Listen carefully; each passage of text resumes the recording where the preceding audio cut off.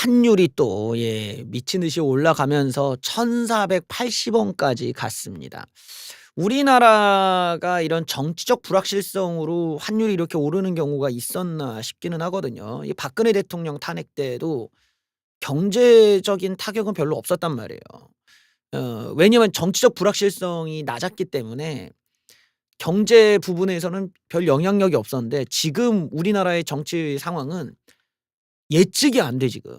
어떤 상황으로 갈지 예측이 안 되니까 한덕수의 탄핵, 한덕수의 상황, 한덕수의 이런 버티기, 이런 걸 아무도 예측을 못 하는 거야. 그러니까 어떤 부분에서도 이 한국의 정치 상황의 불확실성이, 이게 과도하게 생각해 보면은 헌법재판소도 멈춰 버릴 수가 있고, 또 대통령에 대한 어떤 지금 심판 이런 것들도 올스톱이 될 수도 있고, 그래 놓고 또 사법적인 재판은 또 3 심까지 오래 걸릴 테니까 그 기간 동안은 대통령이 또 어떠한 변화가 없을 수도 있고, 그러면서 아무것도 임명이 안 되는 상태로 놓여져 있을 수가 있는 거죠. 어쨌든 장관 임명이나 이런 것도 다 올스톱이 민주당이 할 테니까.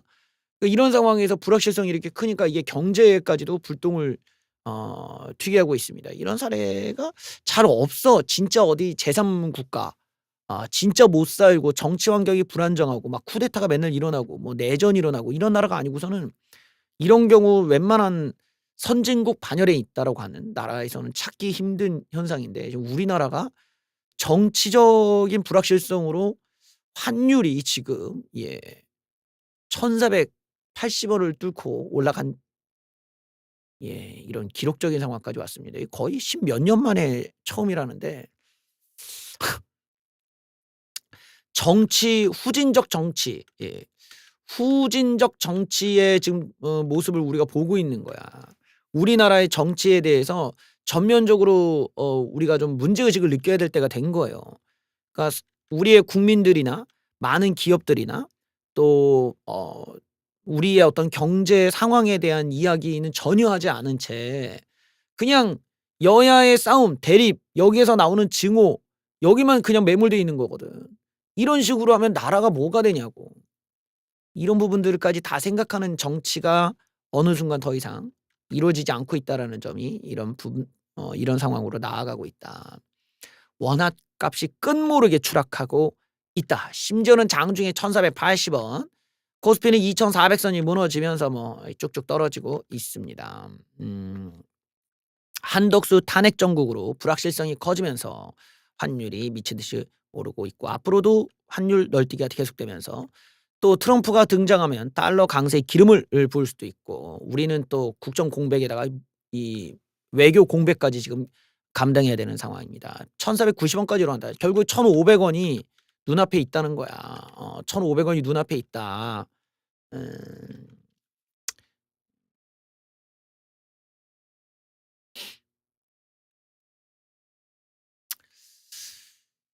우리나라가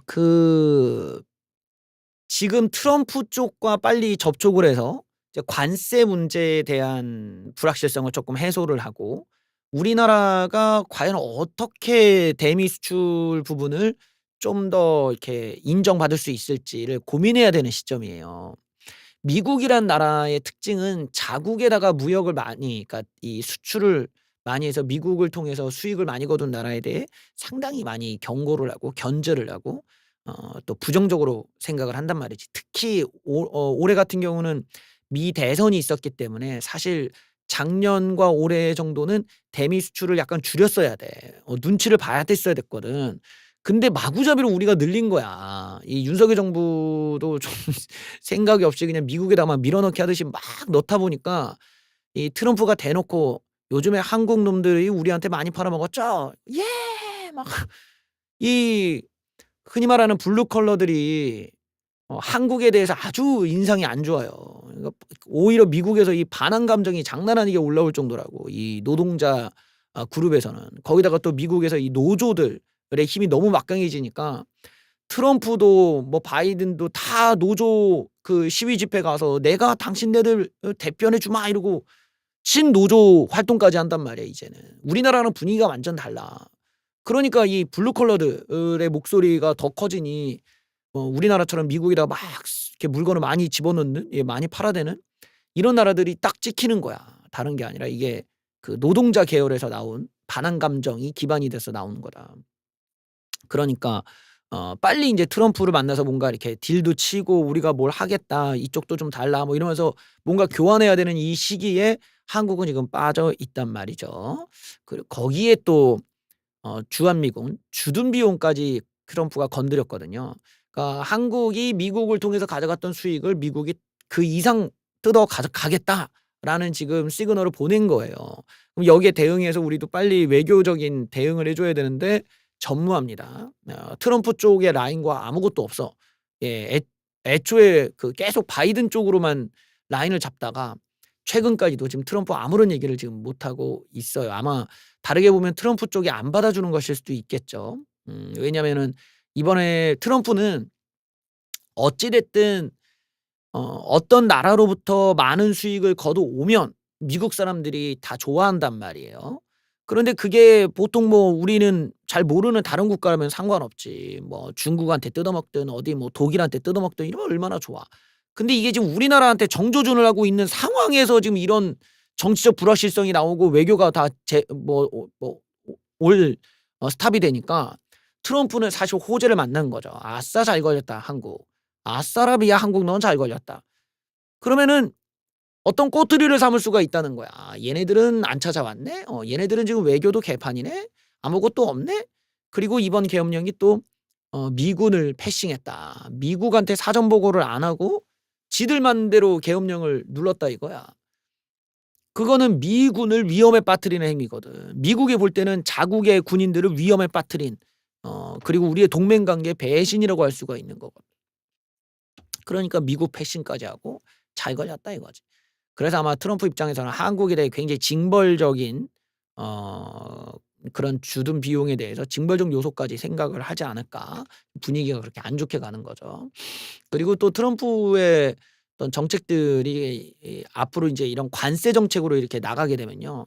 달러의 가치가 더 오를 수밖에 없어. 이 문제가 또 그렇게 돼. 그래서 여기서 오는 이제 뭐라고 할까요? 이 미국 중앙은행의 어떤 정책도 사실 모순적이 되거든. 달러의 가치가 이렇게 막 오르면은 오히려 완화가 아니라 긴축을 해야 될 거 아니야. 그러면 금리를 올려야 된단 말이지.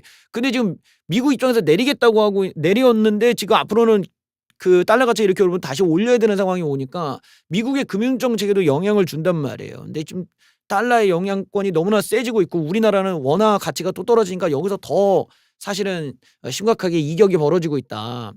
이 문제가 지금 해결이 안 됩니다. 해결이 안 되고 하려면은 예측 가능한 정치 상황으로 돌아와야 돼요. 예측 가능하다는 게 뭐냐? 윤석열 대통령은 탄핵될 것이다. 뭐 이런 것들. 윤석열 대통령은 탄핵될 것이다라는 어떤 이런 확신, 시장에서의 확신이 있어야 안도를 한다는 거야. 꼭 뭐 탄핵이 돼야 된다는 얘기는 아니고 시장이라는 거는 그렇거든. 불확실성을 싫어해. 어디로 튈지 모르는 거 이런 거 안 좋아한단 말이지. 그래서 '아 탄핵되겠구나.'라는 것이 어느 정도 시장에서 나와야 시장이 안정적으로 간다. 혹은 '탄핵이 절대 안 될 것이다.' 뭐 이런 쪽으로라도 답이 나와야 시장이 안정이 된단 말이죠. 근데 지금은 이도저도 아니니까 탄핵이 안 될 가능성을 염두에 두면은 더 상황이 안 좋아진다. 뭐하러 여기 있냐. 탄핵이 될 것이다도 될 것이가 되려면은 지금 헌법재판관들 3명이 임명이 되면은 탄핵이 될 것이라는 확정적인 상황이 되잖아요. 그러면은 시장이 안심을 할 가능성이 있지. 하나는 예측이 가능하니까.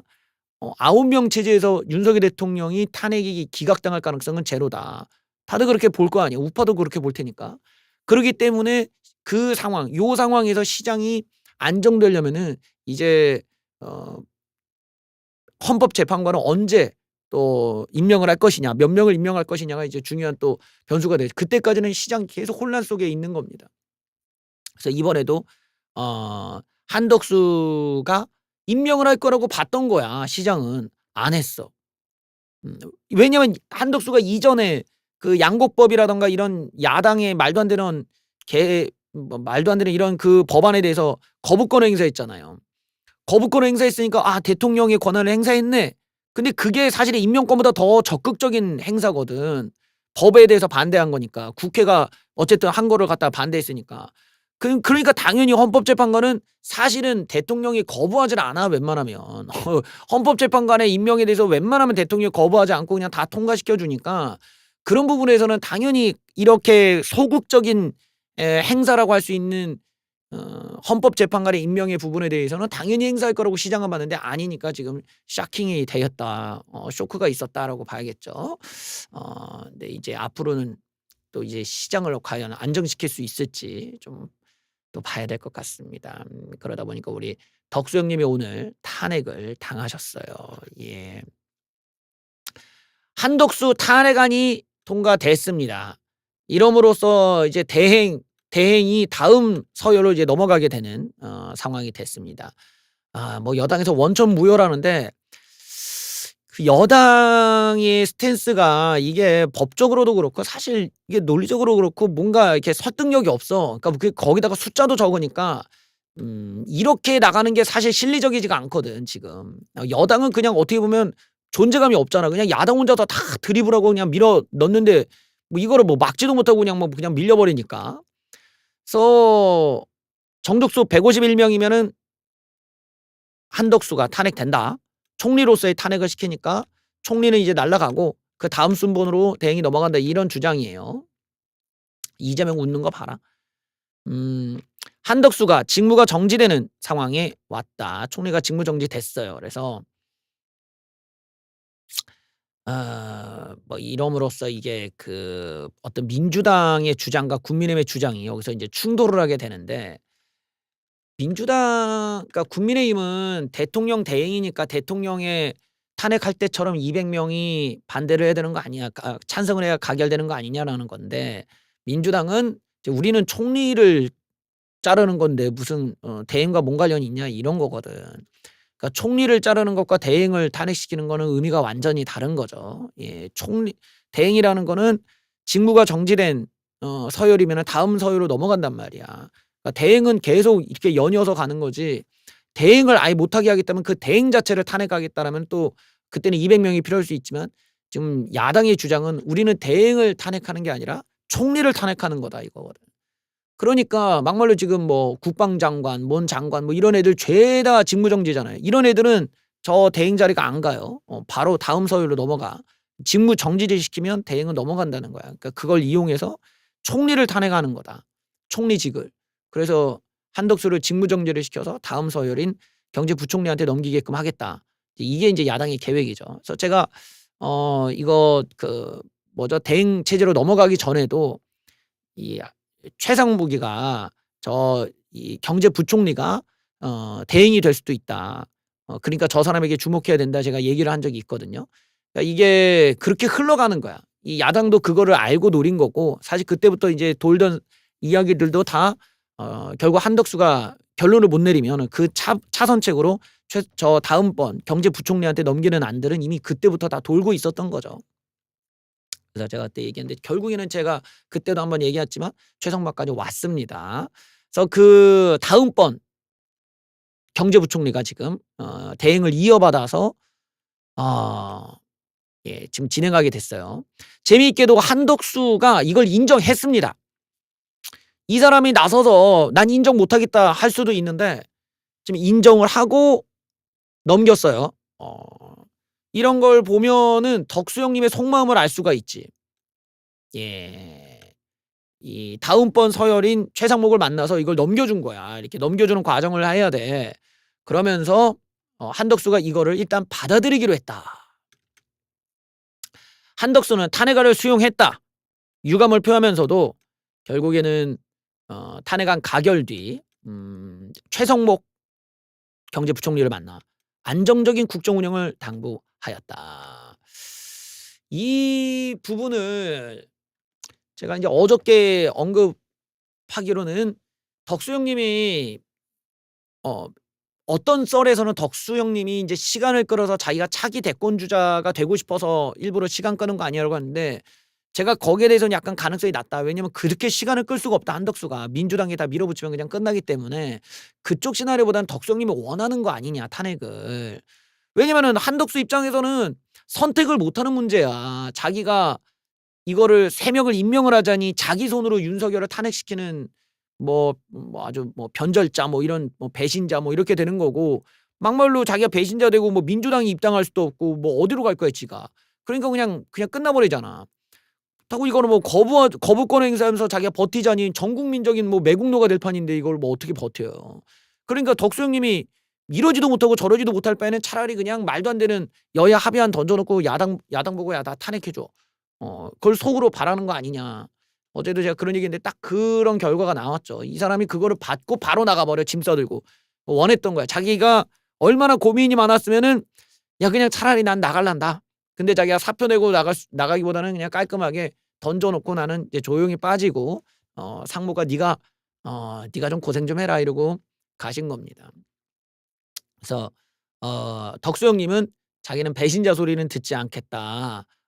이런 걸 이제 의식했다라는 건데, 쪼끔 이제 덕수 형님이 내 생각에는 정치를 좀 생각을 하셨다면은 그냥 잽싸게 통과를 시켜 버리는 게 나을 뻔하지 않았나 싶어요. 왜냐하면 이거는 결과가 정해져 있어. 수순이 아무리 이거를 반대한다고 해도 야당이 다수 의석에다가, 거기다가 지금 윤석열 대통령 지금 나오지도 못하지, 내란에 관련해서 온갖 증언들이 다 나오지. 그러니까 여론이 계속 불이 붙을 수밖에 없거든. 이런 상황에서는 덕수 형님이 차라리 자기가 주도적으로 해서 이걸 끌고 가는 쪽이 낫다. 근데 이제 연세도 있으시고 자기가 못 견뎠다고 봐야죠, 심리적으로. 그러니까 이 사람의 멘탈이 그걸 못 견디니까 나는 못 하겠다면서 이제 뒤로 빠지고 이제 날아가고, 상목이 데려와 이러고 상무가 "네가 해." 지금 이런 상태로 이제 온 겁니다. 그래서 야당이 다시 한번 그 임명에 대해서 대행한테 다시 올리겠죠. 네, 상목이 형님이 이거를 자기가 이제 경제 쪽에 있는 사람이 이거를 거부했다가는 또 경제가 난리가 나. 그러니까 통과를 시키면 경제가 안정이 될 수가 있어. 아마 환율 관리 면에서라도 이거를 좀 받아줄 가능성이 있지 않겠냐. 적어도 경제 쪽에 있는 사람이라면 이거를 질질 끌수록 우리나라 경제가 잣된다는 거 더 잘할 거야. 그래서 이 지금의 어떤 대통령의 시간 끌기나 이런 탄핵의 문제가 우리나라 경제, 우리나라의 어떤 국가 신용도나 또 이런 그 외환 관리의 문제를 걸고 하는 일종의 도박 같은 거예요. 그러니까 자꾸 지금 이 문제와 환율이 무관하지 않게 계속 이렇게 연동되면서 가는 현상이란 게 괜히 나오는 게 아니야. 근데 저 최상목은 알겠지 자기가. 아마 그래서 상목이 형님 입장에서는 좀 거부하기가 곤란하지 않을까 그런 생각을 해 봅니다. 그래서 오늘 상목이 형님이 이걸 받아주면서 "국민께 죄송하다." 대대행을 맡아 대행의 대행이야. 그래서 이젠 상목이 형님이 최선을 다하겠다면서 "국정 혼란을 최소화하는 것이 중요하다. 안정을 시키는 데 노력하겠다. 그리고 국민 여러분께 탄핵이 또 돼서 송구하다." 이 첫 대국민 메시지가 상당히 내 생각에는 이 대선 주자 같아 꼭. 뭔가 좀 이 메시지가 미리 준비되어 있는 사람 같고, 그리고 상당히 좀 진중하고 무게감이 있고, 그리고 상당히 일반적이다. 우리가 인제 보통 정치 상식에서 기대하는 수준의 메시지들이 나왔다. "송구하다. 이거 안정시키겠다. 전력을 굳건한 안보, 흔들림 없는 경제, 안정된 치안 등을" 이렇게 언급하면서 일반적인 얘기를 했는데, 이런 게 다 준비된 멘트 같거든요 지금. 그러니까 알고 있었던 거 아니겠냐. 사전부터 이미 '내 차례가 오겠다.' 그런 생각을 했던 것 같고요. 저 최상목 씨 같은 경우도 어쩌면은 이번 상황을 통해서 어 '대권 주자로도 언급될 가능성이 있다, 저 사람도.' 이 결국 대행 체제에서 예전에 그 황교안 대행이 당시에 인제 대통령을 대신하면서 상당히 그 대권 주자로서의 언급이 많이 됐거든요. 그 당시는 이제 황교안 씨가 안 나왔지만, 네, 지금 최상목 같은 경우는 저 사람이 어쨌든 경제 쪽을 담당하고 있었던 사람이고, 저 사람이 이제 트럼프도 만나야 되고 이런 것들이 장면이 어떤 이 탄핵 과정 안에서 앞으로 이제 노출이 될 수가 있단 말이에요. 이런 부분에서 특히 우리가 경제가 워낙 힘들다 보니까 경제 전문성을 가진 사람이 차기 대권을 나왔으면 좋겠다는 이 니즈가 있는데, 지금 제가 볼 때는 그나마 이런 여러 우파 쪽의 인물들 중에서는 가장 경제에 가까웠고 경제 지식층에서는 가장 근거리 있는 사람 아니냐. 그래서 이번 과정에서 이 저 최상목이라는 사람을 좀 주목해 볼 필요도 있겠다라는 생각도 해 봅니다. 하지만 뭐 인제 상복이 형님이 "나도 못하겠다." 이거 뭐 "뛰쳐나간다." 한다면은 다음번, 다음번, 다다음번, 다다다다다음번 뭐 이렇게 있어요. 아주 끝도 없는 이 릴레이 탄핵이 가능할 수 있다라는 점이 좀 남아 있는데 난 상복이 형이 받아주지 않을까 싶겠는데 이 형님이 만약에 안 받아준다고 하면 자기가 경제를 더 크랙식을 시킨 주범이 되니까 이 사람은 그거 못 참을 것 같거든요. 어쨌든 예 "릴레이 탄핵이 가능하다."라고 해서 여기 보면 권한 대행은 이제 계속 이렇게 이어가요. 그래서 기획재정부, 교육부, 뭐 과기부 뭐 이러면서 쭉쭉쭉쭉쭉 이런 순서로 가. 예. 자 여기를 보면은 이게 바로 이제 탄핵에 관해서 앞으로 이어질 사람들이야. 그런데 여기 회색으로 된 사람들 야 무슨 직무정지 사퇴 그러니까 요 사람들은 패싱이야. 예 요런 한덕세더, 최상무, 이주호, 유상임, 조태열 이렇게 간 다음에 여기 패싱해서 강정혜까지 가는 겁니다. 그러니까 요분들은 다 지금 요분은 이제 구속되셨지. 예. 어쨌든 요렇게 돼 가지고 요런 사람들은 안 돼요. 이상민, 김용현은 이제 못하는 거고 요렇게 이제 넘어갑니다. 그러니까 이게 직무정지가 되면은 대행이 못 맡기는 거야. 그래서 한덕수도 국무총리가 직무정지가 됐기 때문에 넘어가는 거야. 예 바로 요런 순서대로 가니까 사실은 이거는 민주당이 원하는 대로 3 명이 임명될 가능성이 어쨌든 높아요. 저기서 보면은 최상목이 아니더라도 저 조태열 저 사람 같은 경우도 지금 계엄에 대해서 상당히 크게 비판하는 사람이거든요. 그러니까 결론적으로는 이거는 민주당이 답은 정해져 있어. 시간만 끌 뿐이지 그러니까 결국 저 최상목 선에서 끝나지 않을까 그런 생각은 해 봐. 그리고 상목 형님도 아싸리 인제 경제 쪽으로 해 가지고 이제 좀 미래를 우리나라 경제를 생각해서라도 가는 게 좋지 만약에 정부 인사들이 진짜 '나는 윤석열 대통령 탄핵을 내 손으로 못 하겠다.' 이렇게 간다면은 그 대가로 상당히 우리 환율이나 우리 정치 불안정성 때문에 우리의 국격은 많이 낮아지게 될 것입니다. 인제 그런 건 쉽지 않겠지. 4 월에 헌법재판관 2 명이 임기가 끝나지 않냐. 그래 뭐 저도 인제 몇 번 얘기한 적이 있던 건데 그게 원래 인제 윤석열 대통령과 국민의힘이 지금 노리고 있는 거죠. 4 월 18 일인가요? 그때 4 월 달에 인제 헌법재판관 2 명이 인제 임기가 끝나는데 그 사람들은 또 대통령 임명권으로 이제 해야 되는 사람들인데 "그때까지만 버티면 되는 거 아니냐."라고 하지만 대체로 헌법재판소에서 대통령 탄핵 같은 경우는 오래 안 걸려요. 예. 아주 빨리빨리 진행을 해서 잽싸게 끝내 버리거든요. 지금 보더라도 헌법재판소가 윤석열 대통령 관해서 굉장히 지금 스케줄을 밀어 주질 않잖아. 뭐 이쪽에서 뭘 신청해도 안 받아줘. 그냥 뭐 송달된 걸로 보고 그냥 바로 재판 막 진행하잖아요. 이게 헌법재판소가 4 월달 이전에 탄핵을 하겠다는 의지가 매우 강하다는 거야. 절대로 인사가 임기가 끝날 때까지 우리가 기다려 주지 않는다라는 지금 의지를 갖고 있거든요. 그래서 사실 그 시나리오가 되기가 지금 어렵다고 봅니다. 그 정도까지 가려면 뭐 꽤 오랜 시간 동안 지나야 되는데 헌법재판소의 지금 의지나 속도를 보면은 그 안에 나올 것 같다. 그리고 대통령이 사실은 그런 뭐 꼼수를 해 갖고 어쩌고저쩌고 해 가지고 뭐 자기가 인제 탄핵을 안 당한다 하더라도 지금 이 내란죄 관련한 거나 이런 부분들 때문에 대통령으로서의 권위, 대통령으로서의 이런 어떤 그런 자격 뭐 이런 게 다 사라져 버린 상황이잖아요. 이런 상황에서 자기가 뭐 공무원한테 "야 까라면 까라." 이러면 듣겠어요? 뭐 듣지도 않는 사람인데. 그러니까 그런 부분 때문에 아마 그런 상황이 오더라도 결론적으로 대통령의 하야를 얘기하거나 "대통령 스스로가 결정하라." 이런 식의 압박이 이제 많이 들어가겠죠. 그러니까 사실은 그런 쪽으로 막 자꾸 어떤 정치적인 막 꼼수나 정치를 비정상적인 상황으로 만드는 것. 그러니까 윤석열 중심주의지. 윤석열 중심으로만 생각을 하면은 나라가 개판이 되는 거야. 헌법재판소가 4 명밖에 안 되면요. 헌법 재판이 불가능하고 헌법재판소가 셧다운이 되잖아요. 헌법재판소가 다 셧다운이 되고 대통령은 잘리는 것도 아니고 이게 뭐야? 그냥 피의자야. 어떻게 하라는 거야? 나라가 외교도 안 되고 아무것도 안 된다는 건데. 그러면 우리나라의 경제는 어떻게 되나? 안 그래도 힘들어 죽겠는데 더 힘들어져. 그러니까 이거는 국민들을 몇 번이고 더 죽이기 때문에 우파 진영이 정말 한 30년 지나도 용서가 안 될 만한 지금 죄를 짓는 거죠. 그런 쪽보다는 빨리 정상화를 시키자. 그리고 물론 이재명이 대통령 되는 건 막아야 되는데 그 과정에서 너무 많은 그런 경제적 희생을 국민들에게 감당하게 만드는 것이 이게 '우리 전략으로서 좋겠냐.'